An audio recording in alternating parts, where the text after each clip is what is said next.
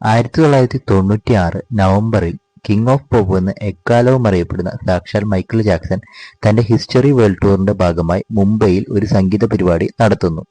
Valentine's day പോലുള്ള പാശ്ചാത്യ ആഘോഷങ്ങൾ നമ്മുടെ സംസ്കാരത്തെ നശിപ്പിക്കുന്നു എന്ന് പറഞ്ഞ് ഇന്ന് പാർക്കുകളിൽ നിന്ന് യുവമിഥുനങ്ങളെ അടിച്ചോടിക്കുന്ന ഇതേ ശിവസേനയാണ് അന്ന് നവംബർ 1-ാം തീയതി ഈ പരിപാടി സംഘടിപ്പിക്കുന്നത്.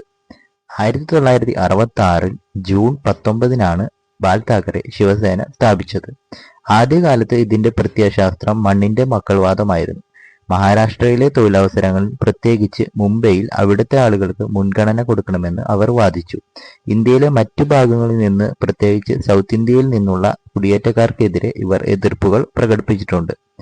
90കളുടെ തുടക്കത്തിൽ ശിവസേന ഹിന്ദു ദേശീയത പ്രത്യയശാസ്ത്രമാക്കി പ്രവർത്തിക്കാൻ തുടങ്ങി. ഇത് BJPയുമായുള്ള സഖ്യത്തിലേക്ക് നയിച്ചു. ശിവസേന ഇപ്പോൾ രണ്ടായിട്ടാണ് പ്രവർത്തിക്കുന്നത്. 2022-ൽ ശിവസേനയിൽ ഒരു വലിയ പിളർപ്പുണ്ടായി. ബാൽ താക്കറെയുടെ മകൻ ഉദ്ധവ് താക്കറെയുടെ നേതൃത്വത്തിലുള്ള വിഭാഗവും ഏക്നാഥ് ഷിൻഡെയുടെ നേതൃത്വത്തിലുള്ള വിമത വിഭാഗവും തമ്മിലായിരുന്നു തർക്കം. പാർട്ടിയുടെ പേരും ചിഹ്നവുമായ അമ്പും വില്ലും ആർക്കാണെന്നതിനെ ചൊല്ലിയുള്ള വലിയ നിയമപോരാട്ടമുണ്ടായി. അന്തിമമായി തെരഞ്ഞെടുപ്പ് കമ്മീഷൻ ഏക്നാഥ് ഷിൻഡെയുടെ നേതൃത്വത്തിലുള്ള വിഭാഗത്തെയാണ് യഥാർത്ഥ ശിവസേനയായി അംഗീകരിച്ചത്. അവർക്ക് ശിവസേന എന്ന പേരും അമ്പും വില്ലും എന്ന ചിഹ്നവും ലഭിച്ചു. ഉദ്ധവ് താക്കറെയുടെ നേതൃത്വത്തിലുള്ള വിഭാഗത്തിന് ശിവസേന ഉദ്ധവ് ബാലാസാഹേബ് താക്കറെ എന്ന പേരും ജ്വലിക്കുന്ന പന്തം എന്ന ചിഹ്നവും ഉപയോഗിക്കാൻ അനുവാദം നൽകി. ശിവസേനയെ ഇതുവരെ നയിച്ചതിൽ ഏറ്റവും സ്വാധീനമുള്ള നേതാവ് ബാൽ താക്കറെ ആണ്.